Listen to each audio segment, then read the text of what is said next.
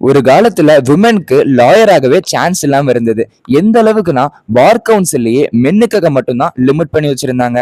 ஆனா அது எல்லாமே பிரேக் பண்ணிட்டு வந்தாங்க கார்னெலியா சொராப்ஜி, இந்தியாவுடைய ஃபர்ஸ்ட் ஃபீமேல் லாயர். கார்னெலியா சொராப்ஜி 1866ல மகாராஷ்டிரால இருக்கக்கூடிய நாசிக்ல பிறந்தாங்க. அந்த டைம்ல விமென்ஸ்க்கு ஹையர் எஜுகேஷன் கிடைக்கிறதே ரொம்ப கஷ்டமா இருந்தது.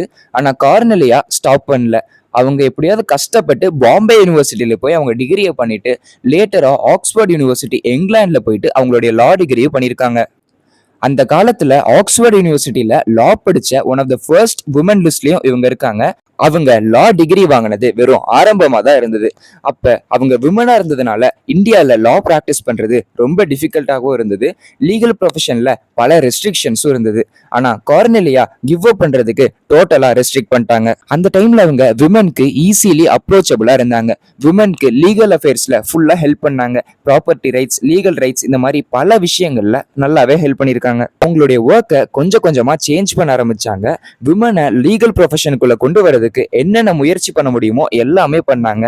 ஃபைனலா 1924ல விமனும் லா பிராக்டிஸ் பண்ணலான்னு ஒரு ஆர்டர் வந்தது. இது அவங்களுடைய தனிப்பட்ட வெற்றி கிடையாது. இதனால தௌசண்ட்ஸ் ஆஃப் விமனுக்கு இந்த லீகல் ப்ரொஃபஷனுக்குள்ள வரதுக்கு ஒரு பெரிய டோர் ஓப்பனிங்காவே இருந்தது. இந்தியாவில் இப்ப விமன் லா பிராக்டிஸ் பண்றாங்கன்னா கார்னெலியா சொராப்ஜியும் ஒரு முக்கியமான காரணமாகவும் தான் இருக்காங்க. A lawyer who didn't just make history but open the way for others to make history too. So இவங்களுடைய லைஃப்ல இருந்து நம்மளுக்கு ஒரு பவர்ஃபுல்லான ஸ்டோரி கிடைச்சிருக்கு. நம்ம சேனல் இன்னும் நீங்க ஃபாலோ பண்ணலன்னா ஃபாலோ பண்ணிக்கோங்க. நம்ம அடுத்த வீடியோல பார்க்கலாம். Tata, bye by.